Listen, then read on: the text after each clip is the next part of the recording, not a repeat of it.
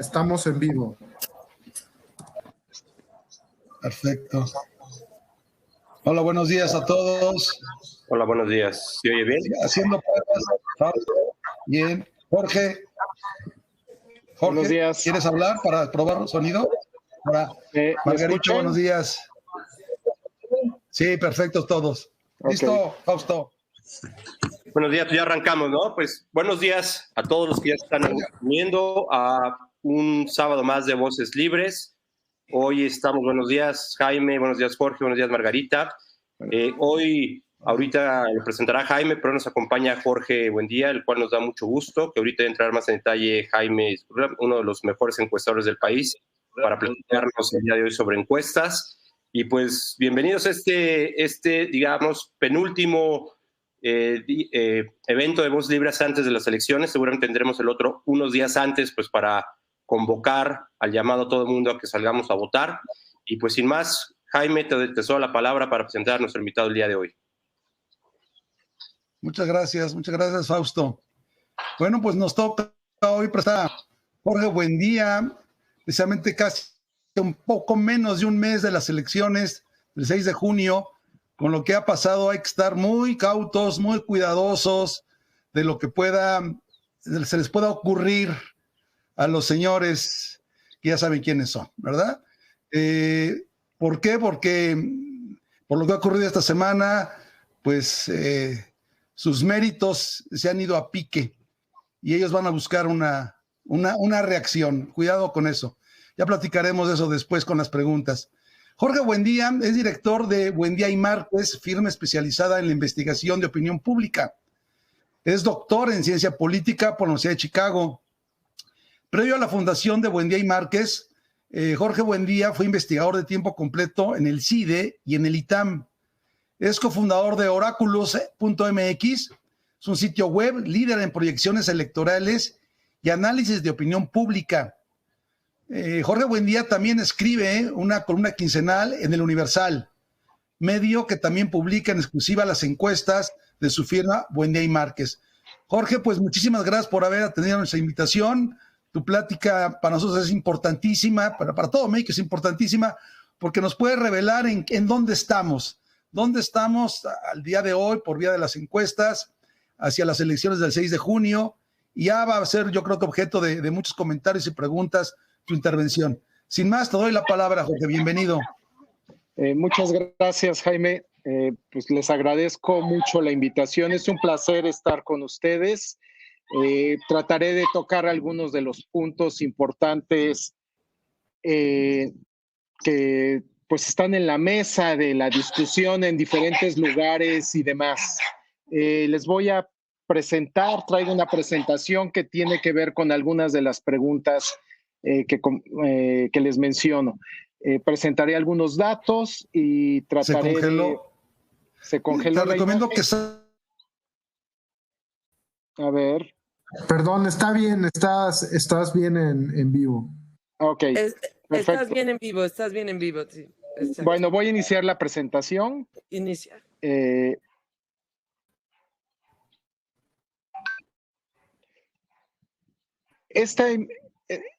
Este mapa que ven es obviamente del INE, pero nada más lo pongo para ilustrar la gran cantidad de elecciones que va a haber este 6 de junio. Como pueden ver, pues prácticamente todo el mapa del país va a tener comicios, entonces no solamente son las elecciones federales, son elecciones para gobernador en 15 de las 32 entidades. Prácticamente todos van a tener elecciones para alcalde y para congresos locales, ¿no? Esta es una consecuencia de la concurrencia de la reforma de 2013-2014, que está teniendo consecuencias importantes en la redistribución del poder, porque básicamente pues se juega todo en la fecha de las elecciones federales. Y como ustedes bien saben, pues hay un efecto de arrastre de la política nacional hacia la política local. Ahorita hay mucha discusión acerca de qué tanto puede arrastrar las elecciones locales la elección federal. Pues voy a tocar ese tema porque creo que es uno de los argumentos más socorridos.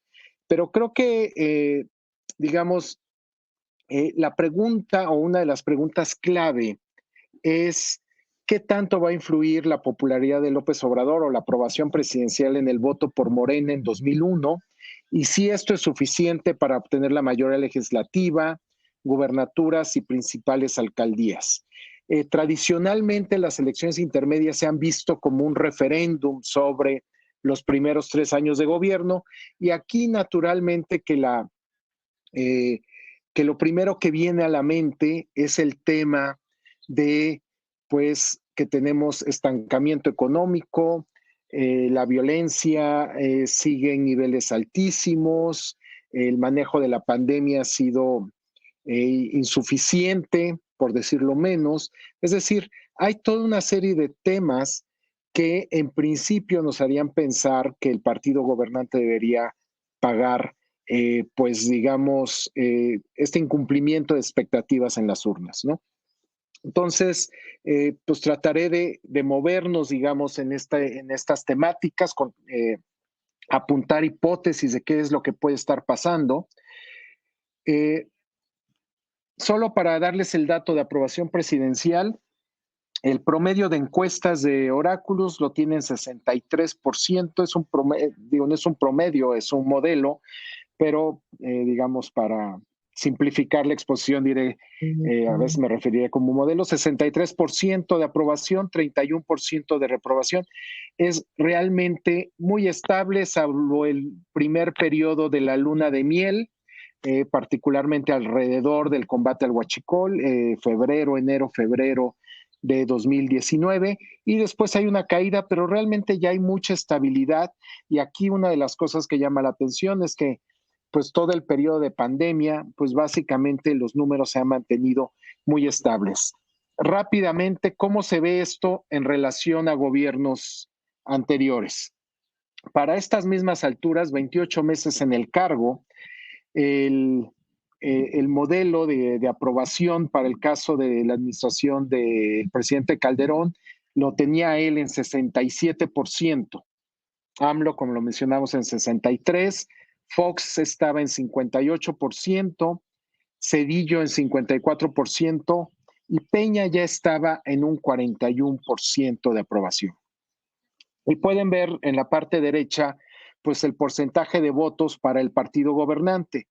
Y lo primero que llama la atención es que en el caso de las administraciones de Vicente Fox y de Felipe Calderón, el apoyo al partido gobernante pues fue aproximadamente alrededor de la mitad o un poquito más de la mitad de lo que había de aprobación presidencial.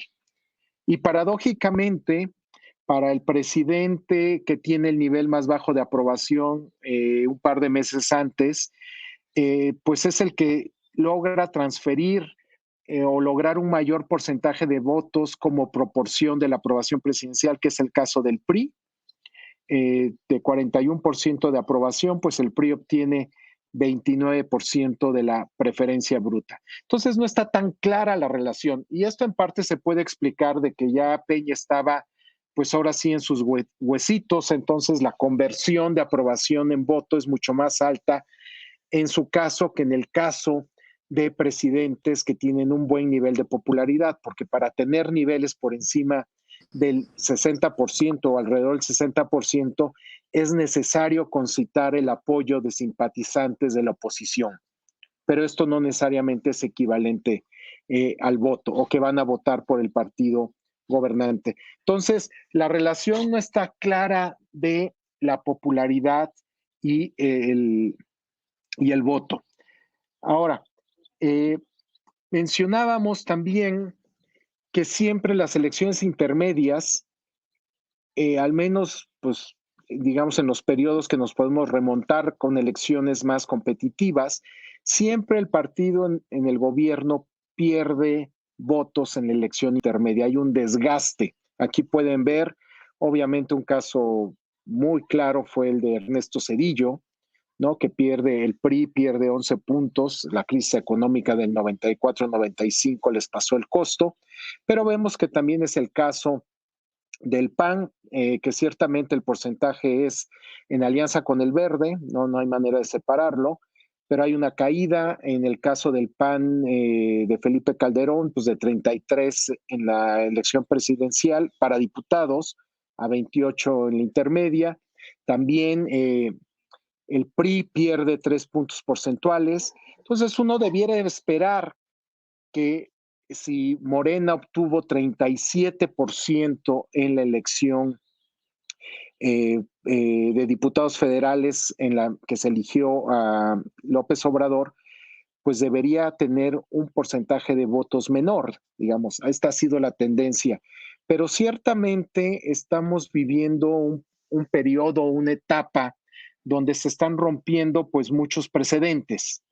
Y la información que tenemos, y les voy a mostrar las encuestas, pues en realidad todas las encuestas al día de hoy tienen a Morena con un porcentaje de intención de voto superior a este 37%. Naturalmente, mucho puede cambiar en un mes, pero hasta ahorita no se ha observado esto. Y hay que señalarlo, es difícil hablar de tendencias en el caso de Morena, entre otras cosas, porque es un partido de reciente creación, solamente hemos observado su comportamiento electoral en 2 elecciones, en 2015 y 2018, entonces es difícil generalizar en ese contexto. Me voy a saltar esta parte, que es un poco de malas condiciones económicas y alta aprobación, igual y tocamos el tema más adelante. Quizá nada más señalar la importancia de las expectativas en el cambio de gobierno, que fue un caso muy marcado en el caso de López Obrador. Si se fijan, estos son los datos de INEGI de confianza del consumidor. Esta línea, las líneas punteadas son exactamente las elecciones presidenciales. Vean que no se afecta, digamos, la evaluación retrospectiva de la economía. No hay modificación en la percepción ciudadana. Lo que cambia dramáticamente son las expectativas de cómo le va a ir al país. Es muy marcado cómo crecen las expectativas con el triunfo de López Obrador. De hecho, podemos explicar en parte su aprobación por estas altas expectativas, pero observen que lo mismo ocurrió en el triunfo de Peña, en el triunfo de Felipe Calderón, que es hasta donde se remonta la serie de INEGI, y a lo que voy es que todo cambio de gobierno despierta las expectativas de una mejoría económica. Incluso hay quienes sostienen, y creo que Fox en ese sentido dijo algo pertinente, de que si no se despiertan estas expectativas durante la campaña, es casi imposible alcanzar el triunfo, ¿no?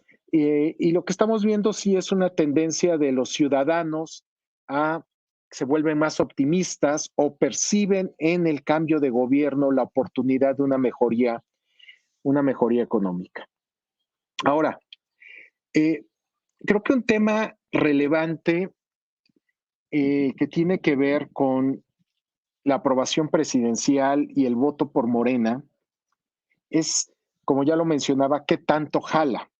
Ya les mencionaba que aprobación presidencial y voto por el partido gobernante, la relación es lineal, ¿no? E incluso muchas veces está por debajo de las expectativas o incluso una relación inversa. Entre más baja es la aprobación, más alta es la tasa de conversión de la aprobación en votos.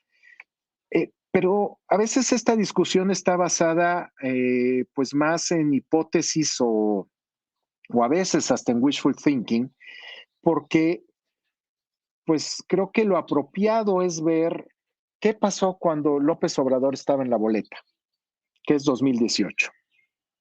¿Qué tanto voto dividido, qué tanto jaló el voto López Obrador por Morena en las elecciones para diputados federales, en las de gobernador? Y aquí pueden ver, estos son los resultados por distrito electoral en 2018. Vean, la línea de 45 grados significa que el voto por Morena, el voto por AMLO fue equivalente al voto por Morena en la elección intermedia. Siempre estuvo por abajo, ¿no?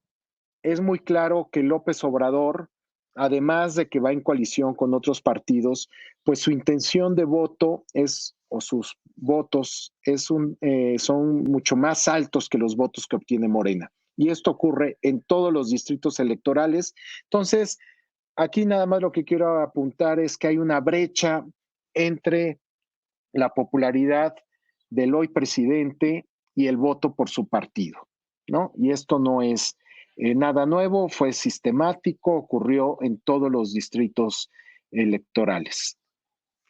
Pero ¿qué pasa en los estados donde hubo elección de gobernador en 2018? ¿Qué pasa con Morena? ¿Cómo le va? Y observen nuevamente la brecha. Y esto tiene que ver con el voto dividido. Casos muy, muy claros como Chiapas, donde López Obrador obtiene 65%, pero Morena para diputados tiene 18 puntos porcentuales menos 47, pero en la de gobernador solo obtuvo 35% de los votos. Y si agregamos los votos a nivel de alcalde, el conjunto en el estado, pues es todavía menor, 23%, ¿no? Y las historias se repiten en varios estados, quizá algunos, quizá los más ilustrativos o extremos.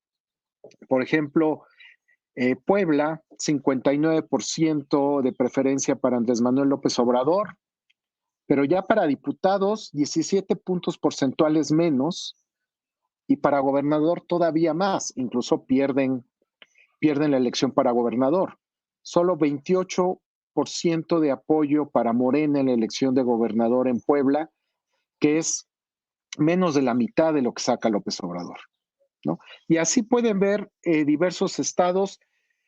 Quizá aquí entonces es, pues, ¿qué tanto va a influir la popularidad de López Obrador, aun si sigue siendo popular, el voto dividido o lo que nos permite estimar es que va a haber una brecha amplia entre la aprobación y el voto por Morena? Así ocurrió incluso cuando estuvo en la boleta. Pero también vean lo que pasa con las elecciones de gobernador. Es un porcentaje de votos inferior a la que obtuvo Morena para diputados federales. Y esto lo enfatizo porque ahorita hay mucha discusión tratando de inferir de las elecciones locales lo que puede pasar en la elección federal, lo que se le llama el efecto de arrastre inverso, de lo local a lo federal y no el tradicional de lo federal a lo local. Y bueno, pues aquí lo que estamos viendo es que la correlación entre ellas pues no es particularmente alta muchas veces, ¿no? Hay un porcentaje de votos importante de diferencia, ¿no? Lo pueden ver en esta columna de la diferencia de gobernador y voto por López Obrador o de gobernador para diputados, pues son en algunos casos de 14, 12 puntos porcentuales, y obviamente entre el voto por AMLO y el voto por gobernador es mucho más amplio. Entonces, voto dividido es algo que, digamos, por decirlo suavemente, nos dificulta hacer inferencias de las elecciones locales a las elecciones de diputados federales. También la de alcalde, el otro argumento es que pues van a jalar más las de alcalde, ¿no? Que hay muchos gobiernos municipales que son muy impopulares y que esto va a afectar la relación o el voto por Morena para diputado federal, pero siempre ha habido o al menos en 2018, que es la única información que tenemos, pues hay una brecha importante entre el voto para alcaldes de Morena y lo que saca para diputado, ¿no? Es el doble en el caso de Chiapas, 6 puntos más en el caso de Guanajuato, 8 puntos más en el caso de Jalisco, lo mismo en Morelos, 15 puntos más en el caso de Puebla, 3 en el caso de Tabasco. Pero si se fijan, la tendencia es siempre la misma. El voto para alcalde en el caso de Morena es inferior a lo que obtiene para diputados federales, donde en el caso de la elección de 2018 se vio más influido por la candidatura de López Obrador y que presumiblemente esperaríamos que ocurra lo mismo en esta elección de 2021, aunque no esté en la boleta, pues hace todo lo posible por estar y ciertamente sus programas sociales, su política de comunicación va a influir.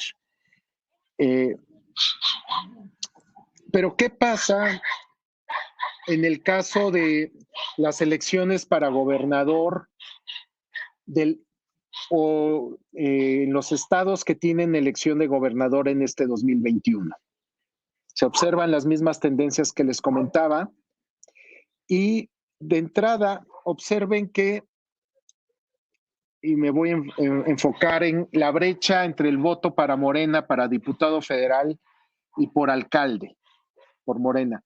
En todos los casos es menor el porcentaje de votos para Morena en la elección de alcalde que en la de diputado federal.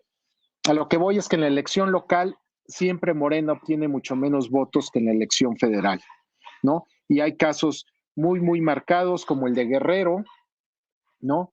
Pero incluso pueden ver pistas o obtener pistas de lo que está pasando en Nuevo León.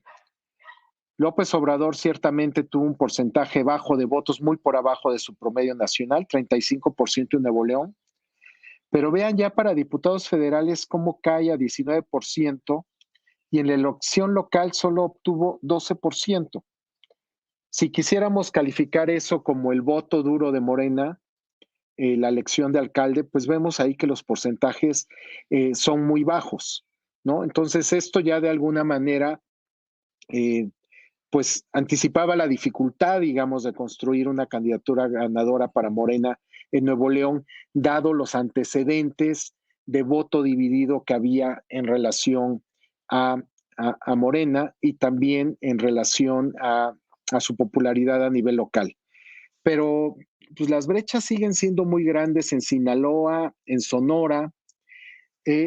Entonces, y con eso quiero concluir esta parte de voto dividido, pues lo que nos están arrojando, digamos, estas experiencias de 2018 y este contraste entre voto local y voto federal, es que es difícil hacer inferencias, como les digo, de lo que pasa en la elección de alcaldes o en la elección de gobernador y de lo que puede pasar en la elección para diputados federales, precisamente porque hay un voto dividido que simplemente un 10% del electorado que abandone a Morena y se vaya por la segunda fuerza, pues hace una diferencia de 20 puntos porcentuales entre la elección de gobernador y la de diputados federales, ¿no? Entonces, nada más esa nota precautoria porque es un argumento que se está haciendo constantemente, está muy socorrido. Mira lo que está pasando en Nuevo León, mira lo que está pasando en Campeche, pero pues ciertamente si vemos un poco estos antecedentes, pues es previsible que haya estas brechas importantes para Morena en lo federal y en lo local. Otra nota o otro tema a observar es que en los 15 estados que tienen elección para gobernador son estados pequeños. El más grande es Nuevo León, que tiene solo 15 distritos federales. En su conjunto, en estos 15 estados que eligen gobernador, solo hay 92 distritos federales, es decir, aproximadamente 31% de los distritos se van a elegir en estos estados con gobernador. Aún si la elección de gobernador influye mucho en la elección de diputado federal, su efecto está acotado, ¿no? Si las elecciones locales van a influir en las elecciones federales, en las elecciones intermedias, tendría que ser básicamente a partir del mecanismo de lo atractivo que puedan resultar los candidatos de oposición a Morena a nivel de alcaldía, porque en eso sí es todo el país el que va en juego, pero ahí pues las historias son muy, muy desiguales. Me salto esta parte. Ahora yendo hacia pues lo que nos ocupa, 2021. Este es el Poll of Polls de Oráculos. Como les digo, es una agregación de todas las encuestas, o no de todas las encuestas, pero de las encuestas que consideramos más confiables. Incluye encuestas en vivienda y encuestas telefónicas. Tradicionalmente, o al menos en el pasado, no incluíamos encuestas telefónicas porque tienen serios problemas de cobertura, no queda claro cuál es el marco muestral. Es muy difícil medir intención de voto cuando estamos preguntando sobre 10 partidos. No hay la ayuda visual de presentar una tarjeta o de que vean todos los logos. Pero se tuvo que incluir porque había y sigue habiendo muy pocas encuestas en vivienda, ¿no? O sea, realmente esto parece los años 90 y no solamente por los resultados que arrojan las encuestas, sino por la escasa información que hay. Digo, nada más para ponerles un caso, Reforma solo ha publicado una encuesta electoral en vivienda a nivel nacional en lo que va del año. El Financiero acaba de publicar su primera encuesta nacional en vivienda. Nosotros en el Universal tenemos planeado 2, ya publicamos una en febrero, va a ser en este mes, en aproximadamente 2 semanas, la segunda. Excelsior dejó de publicar, Heraldo publica encuestas telefónicas. Entonces, abunda información de encuestas, pero no son tan confiables. Y lo que hemos tratado de hacer en Oráculos es precisamente tener pues las encuestas que a nuestro parecer consideramos metodológicamente más sólidas, y este es el agregado de encuestas, 41% de intención de voto para Morena. Hay que señalar que todas las encuestas en vivienda tienen a Morena por arriba del 40% de la intención de voto. Esto es 3 puntos porcentuales por arriba de la elección de diputados federales. Aquí podrán ver ustedes que es 39%, pero esto es después de haber excluido los votos nulos, los candidatos independientes y los no registrados, ¿no? Pero entonces, Morena tiene en este momento 41% de la intención de voto. Lo menciono porque ese es el benchmark. El benchmark es 2018. Entonces, ¿qué tanto puede cambiar? Ya olvidémonos de coaliciones y demás, simplemente cómo está en relación a 2018 Morena, y en el mejor de los casos podemos decir que en el peor de los casos para Morena podemos decir que es similar, y en el mejor de los casos para ellos podríamos decir que está por arriba de esta intención de voto. El caso del PRI, pues tiene 19%, muy cerca de lo que obtuvo en 2018. Acción Nacional también muy parecido. Y creo que esto es un dato importante tenerlo presente. Pensar un poco qué fue 2018.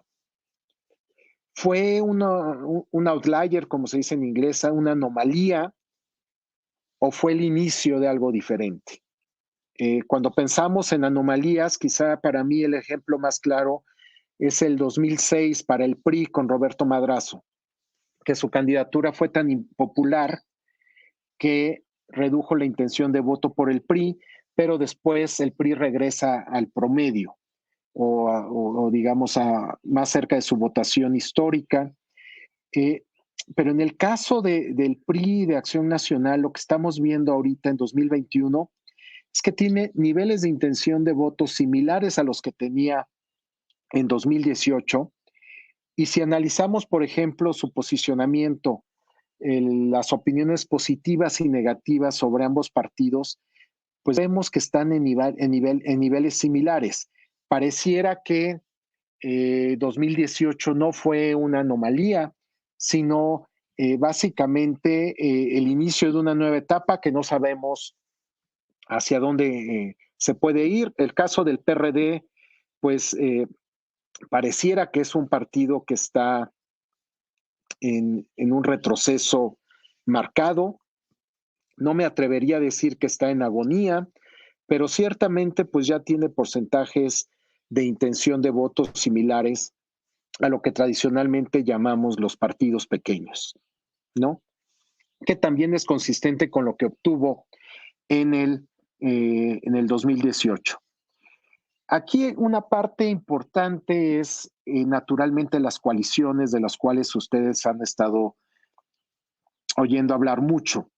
En particular la coalición PAN-PRI PRD, que va en 219 distritos, mientras que la coalición de Morena, Verde y PT van en 183 distritos, y si no me equivoco, compiten, se encuentran en 149 distritos, ¿no? Y ya después las diferencias son aquellos donde va solo, va por México, sin oposición de Morena en coalición, y donde va la coalición de Morena con sus aliados, pero no van aliados PRI, PAN y PRD, ¿no? Y hay un porcentaje pequeño de distritos donde no se presentó ninguna de las dos coaliciones.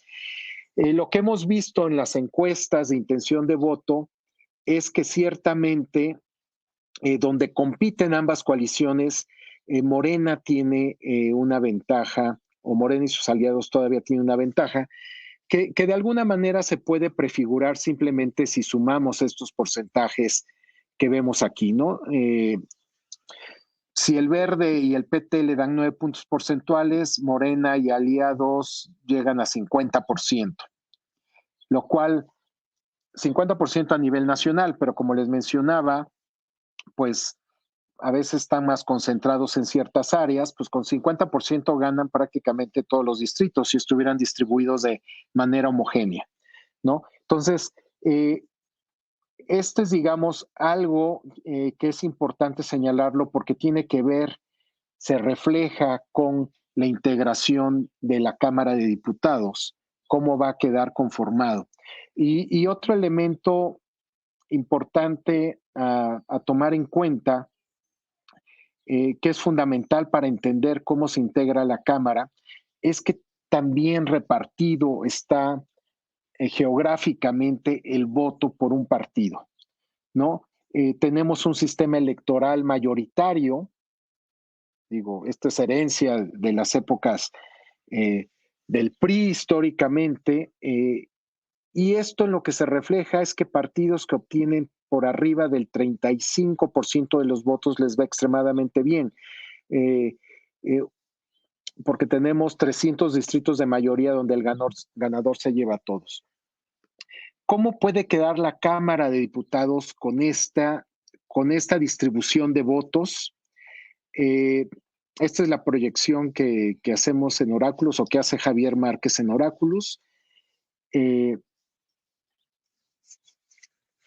Al día de hoy sufrió algunas modificaciones, y si quieren lo comentamos más adelante, por la encuesta telefónica del Financiero que tiene una caída dramática, pero hasta cierto punto inexplicable. Yo creo que es un ajuste metodológico más que otra cosa, pero bueno, esta es la estimación más que está en estos momentos en la página.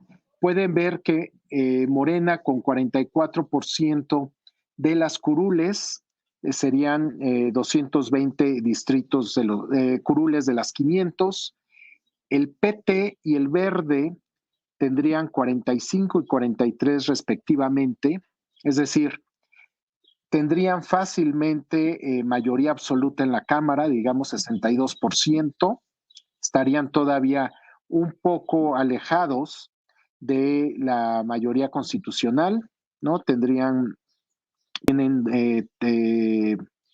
311, digamos, en esta estimación, sí, no, 300, son 80, 88, 308 y necesitan 334. Pero observen aquí en toda esta discusión de la sobrerepresentación. En realidad,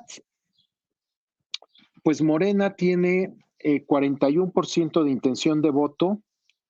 Si eliminamos los partidos que no obtengan registro, o sea, y obtenemos el porcentaje de votos válidos, que es el que se utiliza para el reparto de la Cámara, pues es prácticamente, está obteniendo el mismo porcentaje de votos, el mismo porcentaje de curules que de votos tiene, Lo que hace el convenio de coalición de Morena con el Verde y con el PT, y que fue algo que hizo el PRI con el Verde anteriormente, es que les otorga de manera administrativa triunfos en los distritos de mayoría, donde un partido históricamente con 4 o 5% de los votos, pues no gana un distrito de mayoría, a menos que esté muy, muy concentrado. Pero estos convenios de coalición lo que permiten es que en la mesa los partidos digan, pues te voy a postular, y estoy usando un ejemplo hipotético, no sé si sea cierto, pero bueno, Iztapalapa, que es un bastión de Morena, pues ahí el candidato va a ser del PT. Entonces, un partido coaligado con Morena en Iztapalapa, pues difícilmente va a perder. Y de hecho, la mayoría de los votos provendrá de Morena, pero como administrativamente se decidió que ese distrito era para el PT, pues se le considera un triunfo de mayoría relativa del PT. Y eso es, en realidad, esa es la esencia de lo que están haciendo estos convenios. Como pueden ver, no es que estén sobre representando a Morena, están sobre representando al Verde y al PT, que si no tuvieran ese convenio de coalición, pues estaría pasando algo similar a lo que pasa con Movimiento Ciudadano, que no va en coalición y a pesar de sus 4 o 5 puntos porcentuales, al menos en el modelo, obtiene el triunfo en un distrito de mayoría.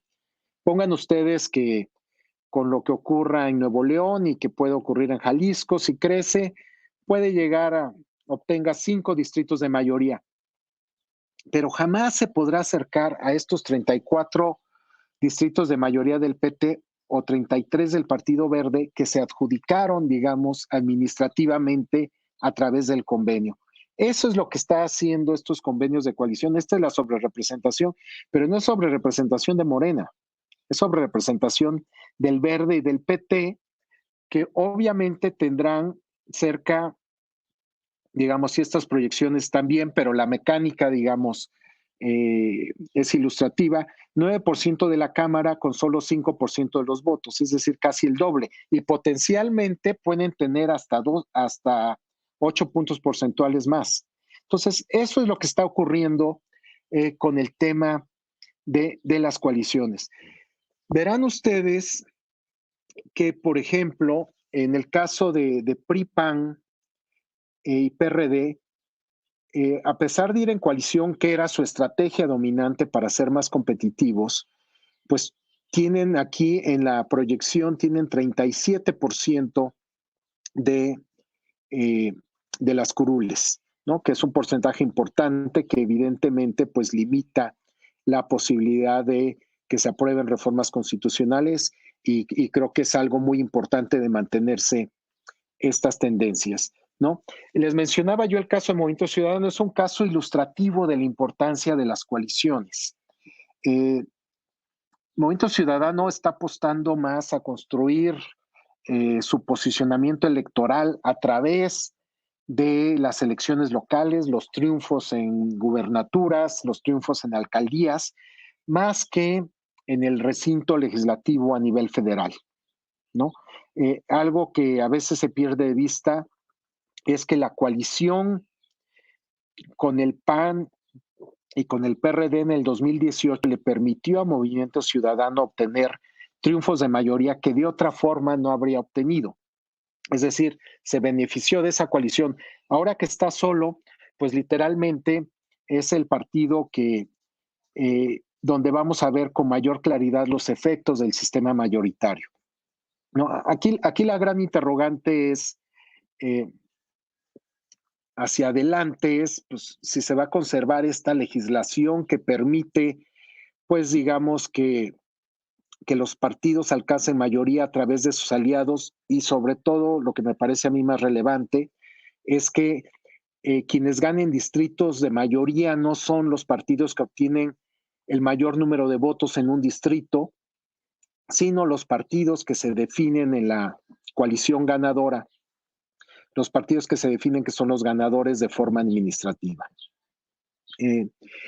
Pero bueno, otro punto a considerar, y con eso quisiera cerrar, y ya entramos a preguntas y respuestas, es que el sistema electoral es muy sensible. ¿Y qué quiero decir con sensibilidad?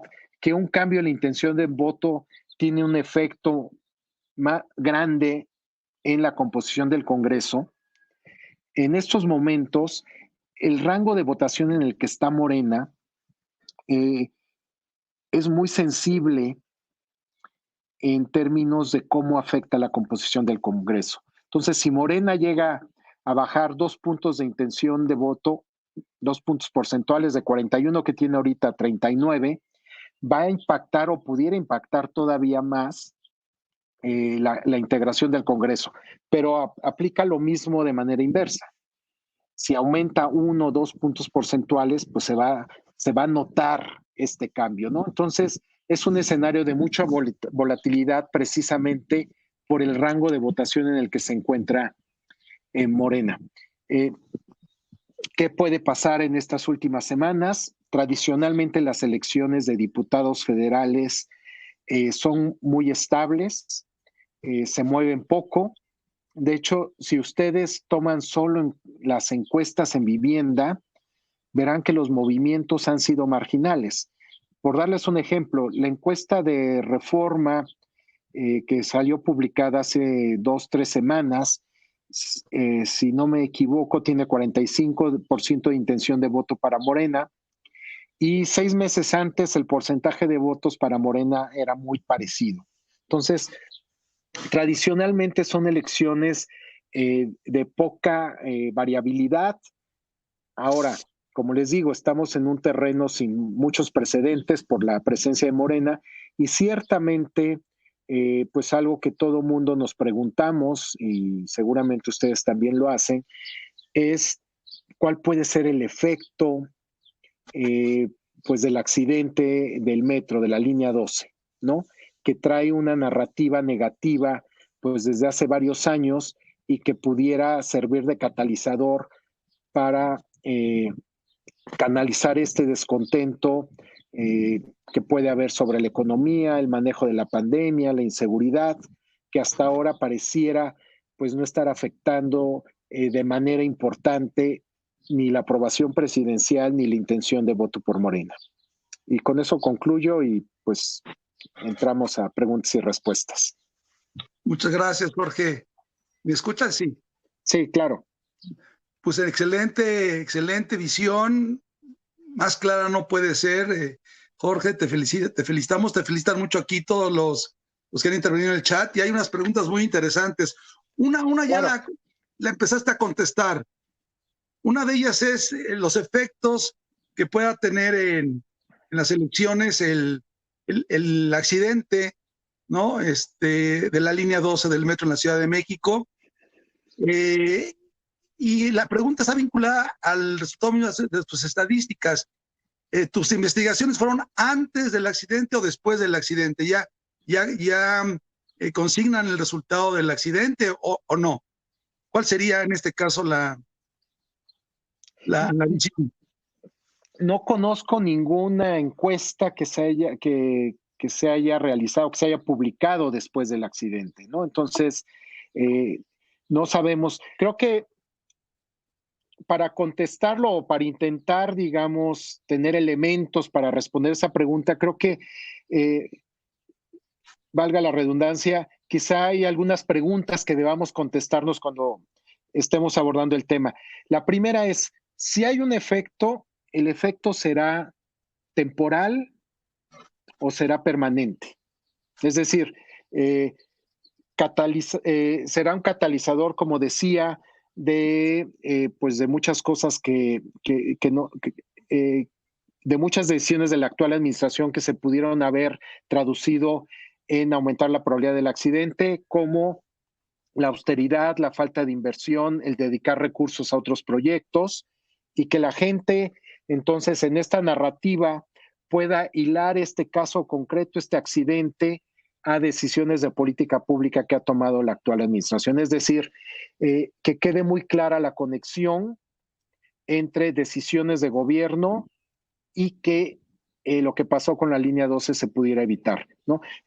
Si eso llegara a ocurrir, podríamos esperar que el efecto sea de manera permanente. Pero también hemos visto en muchos casos, simplemente por mencionar los cientos de miles de fallecimientos, simplemente por mencionar los cientos de miles de fallecimientos a causa del COVID, que pues pareciera que hay una gran insensibilidad, digamos, de parte del público a castigar, digamos, al gobierno en turno, ¿no? Y entonces aquí pudiera suceder desde que este se vuelve un tema de coyuntura y aparece otro tema en la agenda y pierde relevancia, o también, y esto ya también se empieza a perfilar, pues a la hora de determinar responsabilidades, desde administrar el proceso y que lleva varios meses y entonces pues se enfría el tema, hasta encontrar en la iniciativa privada o en el gobierno anterior, en este caso de Mancera, a los responsables, ¿no? Y en ese caso pues sí estaría acotado el impacto político, ¿no? Yo creo que está por definirse naturalmente que es un tema negativo, naturalmente que sí va a haber un impacto, pero yo creo que la pregunta relevante es ¿de qué magnitud va a ser el impacto? Si va a trascender de lo local a lo nacional, por un lado, y en segundo lugar, pues si va a ser una cosa coyuntural o al menos tiene gas para llegar hasta el día de la elección. Y naturalmente son más conjeturas que otra cosa. Quizá una recomendación a la hora de ver datos de encuestas, no hagan mucho caso a la pregunta de ¿y quién cree usted que es el responsable? ¿No? Bien pudiera ser que digan Morena, el Sheinbaum, etcétera, etcétera. Lo que importa es ver la serie de tiempo, el cambio de tendencia que hay en las mediciones previas con lo que pasa después, ¿no? La tendencia. Porque ahí es donde estamos viendo realmente si hubo un impacto de manera significativa. Muchas veces resulta que podemos atribuirle responsabilidad a alguien, a algún actor político, pero simplemente esto no tiene la fuerza suficiente para afectar la intención de voto. ¿Por qué? Pues quizá porque quienes le atribuyan la responsabilidad sean principalmente gente de oposición a Morena, que no iba a votar por ellos, ¿no? Entonces yo sí me fijaría mucho más en la tendencia y en segundo lugar, quién se beneficia. También aquí un elemento crucial no solamente es que le pegue al partido gobernante, sino en términos políticos, el mayor impacto se da si el descontento se canaliza al partido que vaya en segundo lugar. Pero, por dar un ejemplo hipotético, si el descontento se va, por decir, a Movimiento Ciudadano, pues no va a tener tanto impacto que si se va, digamos, alguno de los integrantes de la coalición Va por México, ¿no? O Acción Nacional. Entonces, este es el tipo de preguntas, digamos, que yo creo que es relevante, o de temas que es relevante tener presentes a la hora de que veamos la información, ¿no? No irnos con la finta de que la encuesta dice, pues responsabilizan a fulano o a sutano, sino ver si esto se tradujo en una pérdida de aprobación presidencial o de aprobación de la jefa de gobierno o de la intención de voto por Morena. Porque a veces, y es muy común, pues sí, la gente responsabiliza, pero pues esto no alcanza, ¿no? Muy bien. Jorge, te voy a hacer unas preguntas muy concretas, primero muy específicas que me hicieron, y después voy a dar paso a unas preguntas que implican comentario politológico, un poco de politología.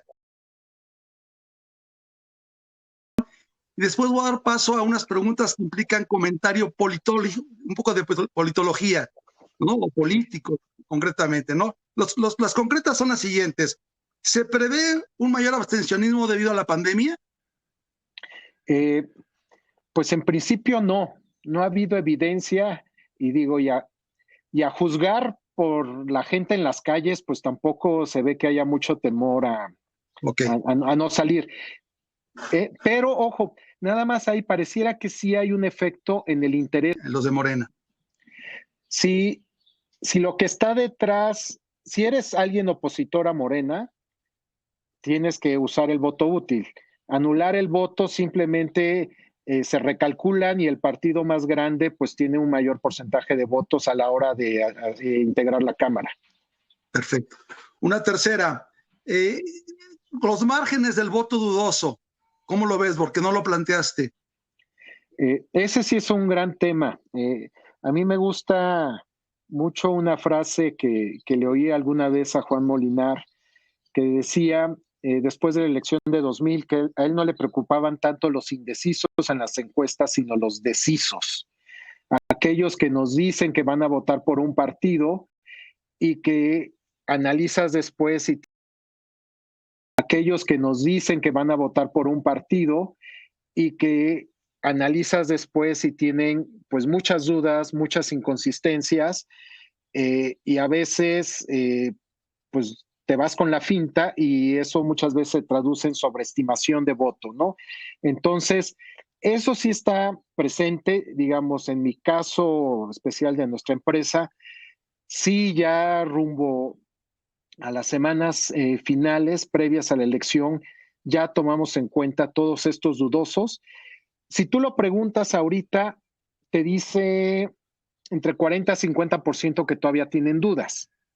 El punto es que no están cargados hacia un solo lado, ¿no? Sino que tienen dudas los que te dieron intención de voto pues por Morena, los que te dieron dudas de intención de voto por el PAN, por el PRI, etcétera, etcétera. Entonces los efectos se pueden cancelar, ¿no? Pero ciertamente es un gran tema. Yo creo que muchas veces en la discusión los indecisos son los que captan la imaginación, ¿no? Los que se creen más fácil, pero en realidad la gran mayoría de los indecisos no va a votar, no tienen opinión en muchos temas. Entonces es muy complicado que una gente que no esté interesado en la política acuda a las urnas. Los decisos creo que es un mayor problema y a veces tienes el caso de que te dan una respuesta aleatoria o que se van con el ganador, pero pues en el fondo respuesta aleatoria o que se van con el ganador, pero pues en el fondo no hay mucho que respalde, ¿no? Y llega el día de la elección y pues modifican su intención de voto. Ahora te hago las preguntas más espinosas. Una de ellas es, ya sabes que las intermedias, desde luego, son elecciones donde no se implica un liderazgo personal. Se desdibuja el liderazgo. Sin embargo, en el caso concreto de México, las elecciones del 6 de junio, las próximas, está muy claro que aunque no esté presente la figura del líder se necesita hacer presente. ¿Por qué? Porque en el proyecto de ese liderazgo está, de alguna manera, la suerte de su destino político. Estoy hablando concretamente de un posible proyecto reeleccionista. Si no se obtiene la mayoría absoluta, la mayoría calificada de la Cámara, esa puerta se cierra. Con lo cual, estas elecciones intermedias en México adquieren un carácter muy, muy importante en el propósito del proyecto político actual, ¿no? Y en ese sentido se explica el porqué de la intervención que va a ser más frecuente en este mes del propio presidente en el proceso electoral. Tiene que hacerlo, se tiene que meter a fondo, así lo hizo Correa en el Ecuador, o sea, no hubo ley ni constitución que lo limitara, tenía que implicarse. ¿Por qué? Porque como tú dijiste, el proyecto Morena en sí mismo es bastante inocuo, lo que importa es que está vinculado a un personaje, ¿no? En ese sentido, ¿cómo hacer sentir, cómo hacer sentir la importancia de esas elecciones en el mes que viene? ¿Cómo hacer sentir la importancia de esas elecciones en el mes que viene?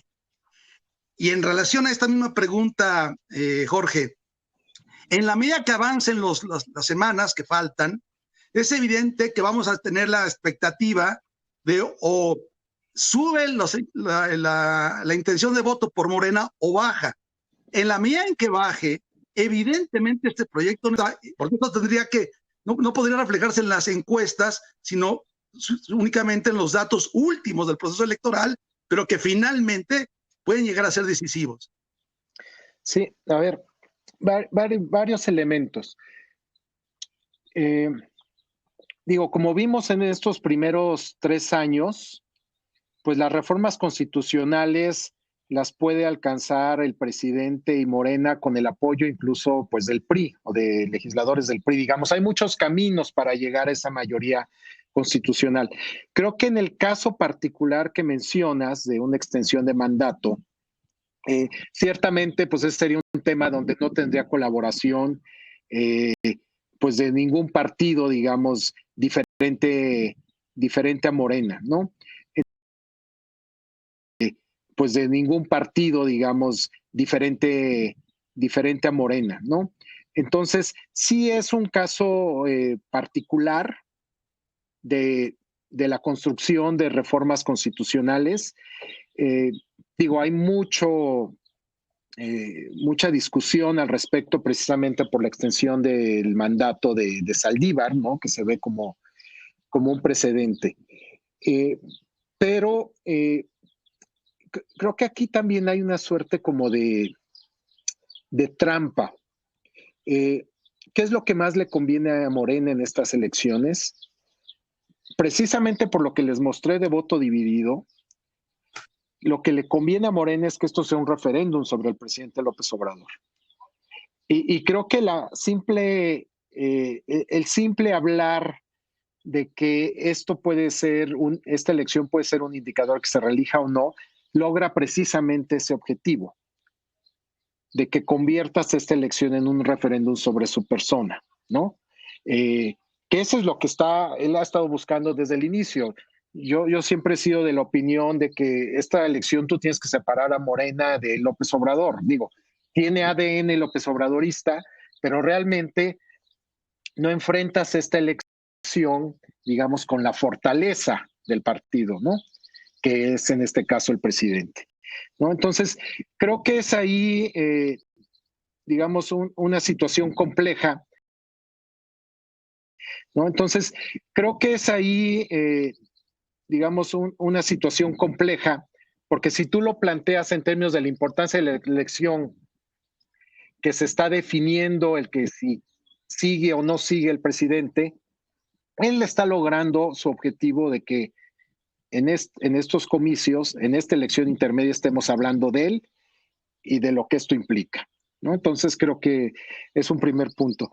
En términos de si no obtiene la mayoría, aquí creo que algo que todavía no hemos visto, pero a juzgar por lo que ha ocurrido en las gubernaturas, en la selección de candidatos de Morena, pues sí hay mucha, quizá indisciplina no es la mejor palabra, pero pues, se le parece mucho.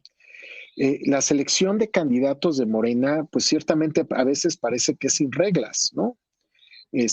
Todos contra todos. Y yo creo que después de la elección intermedia, en particular, si no obtienen una mayoría calificada o pueden venderlo como un triunfo,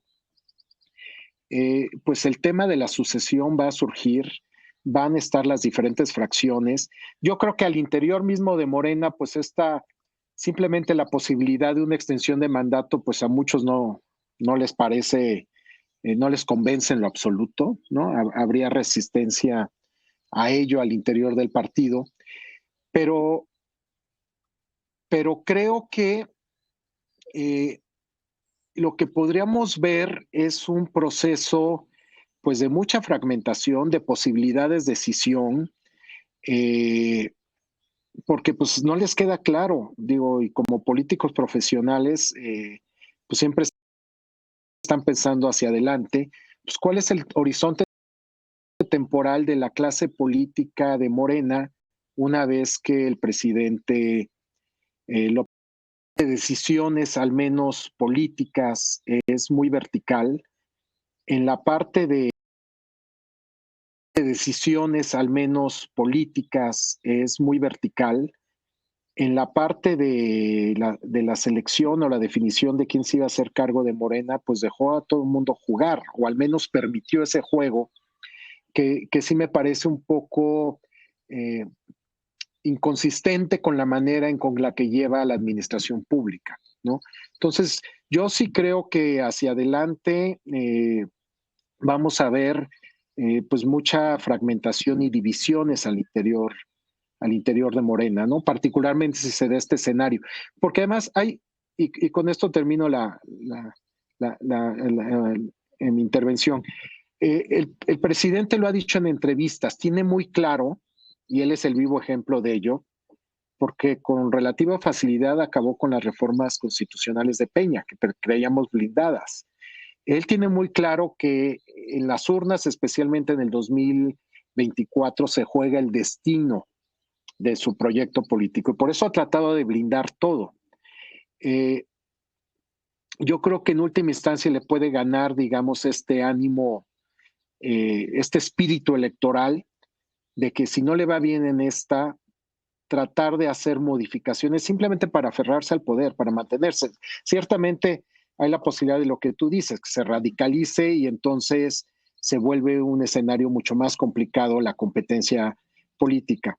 Pero yo creo que va a haber mucha fragmentación y división hacia adelante. Una última pregunta que te hacen, pero supone que lo hayas leído o conocido. El artículo que publicó, que te hacen, pero supone que lo hayas leído o conocido. El artículo que publicó en Nexos en mayo, en este mes, el número de mayo, Jorge Castañeda y Nicolás Medina Mora, ¿lo leíste? Porque si no, no te hago la pregunta. Es la maniobra, el conjunto de artículos se llama La Maniobra, donde da a entender que en el proceso electoral de 2018 hubo una perversa intervención de gobernadores priistas para favorecer el voto de Morena. Es decir, ¿cuál sería el papel de los gobernadores como instancias de poder local en este proceso electoral para hacer un puente con el artículo de Jorge Castañeda? Digamos, la tesis es esa finalmente, ¿no? A través de encuestas hicieron investigaciones. Sí, sí lo leí. No me parece convincente el argumento, el papel de los gobernadores priistas, porque en primer lugar, los gobernadores hoy día, y en 2018 no son excepción, no tienen la misma fuerza política que tuvieron durante el sexenio de Fox y de Calderón. Simplemente viendo sus niveles de aprobación, los niveles de aprobación en promedio de los gobernadores en, digamos, de 2000 a 2010, 2011, andaban en 60, 70%. O sea, eran personajes populares con bastión político, con seguidores, etcétera.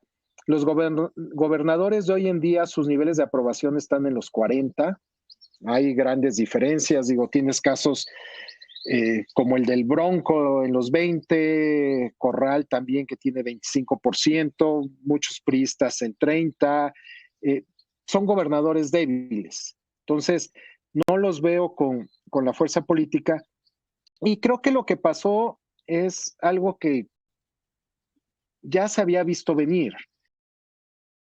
Y creo que lo que pasó es algo que ya se había visto venir. O sea, prácticamente López Obrador gana en muchos de los estados que ya había ganado anteriormente, ¿no? O donde había tenido una presencia importante, ¿no? Guerrero, Oaxaca, Quintana Roo. ¿Por qué? Porque Morena comparte electorado con el PRI. De hecho, de todos los posibles triunfos que pueda tener Morena en estas elecciones de gobernador, pues prácticamente todos son estados gobernados por el PRI, ¿no? O sea, en cambio, por ejemplo, los estados del PAN, Chihuahua, Querétaro, Baja Sur, pues la probabilidad de que repita Acción Nacional como partido gobernante es muy alta, ¿no? Entonces, pues sí, se da una coincidencia de que en estados gobernados por el PRI, pues le va muy bien a López Obrador, pero pues yo creo que más bien es porque resulta un candidato muy atractivo, digamos, para el electorado de estos estados, ¿no? y en particular porque a juzgar por el comportamiento, digamos, de Meade y demás, o sea, sí estaban desesperados por estar en segundo lugar, ¿no? Digo, al menos en la guerra de encuestas que a todos nos tocó vivir de una u otra forma, la insistencia que tenían en aparecer como segundo lugar, o sea, sí les importaba mucho. Y digamos, parecería una incongruencia que toda la campaña has estado buscando estar en segundo lugar y después pues sueltes los amarres y que se vayan hacia López Obrador y quedes en tercer lugar. Muy bien, pues por mí las preguntas son estas. Margarita, Fausto, presidente, si quieren hacer alguna pregunta a Jorge. Muchas gracias. A ver, ustedes, gracias.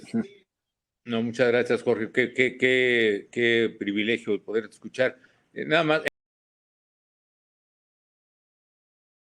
En el tracking de Mitofsky sobre el accidente del metro, en los 2 últimos días había caído 0.5 y luego 0.7 caídas fuertes. Pero en el que publicó hoy sábado se recupera 0.7, lo cual revela lo que estás diciendo, que va a ser un efecto muy transitorio, que lo neutraliza fácilmente con la habilidad que tiene el presidente de comunicarse y con todo respeto, como dicen por ahí, la ineptitud de comunicarse los partidos, desgraciadamente, ¿no? Los de oposición me refiero. Sí. Muy bien, Fausto. Tu sonido. Pues que la tengan. Está creo que en disputa todavía con lo que dicen las encuestas, arriba el presidente y su partido, pero se ve espacio para que los que pensamos diferente nos movilicemos todavía estos días que quedan y pues avances, ¿no? En las gubernaturas, por lo visto con la Alianza Va por México, se ha visto que se han ganado posiciones que lo que se veía hace 3 o 4 meses el escenario era muy complicado para los que pues no pensamos como el presidente, ¿no? Y eso pues creo que es importante que lo tengamos en cuenta y quedan unos días fuertes pues, para remarle, ¿no? Y para seguir trabajando pues para lograr lo que muchos queremos que haya contrapesos en el Congreso. Y pues muchas gracias porque la verdad es que los datos son muy ilustradores para poder tomar decisiones y para poder pues trabajarle de aquí a lo que falta en estos días y semanas, ¿no? Bueno, pues muchas gracias.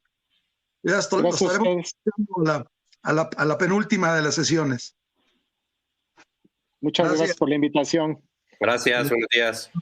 Ay, buenos Muchas días. gracias, Jorge, qué gusto. Gracias. Gracias, Jorge. Bye. Gracias a ustedes.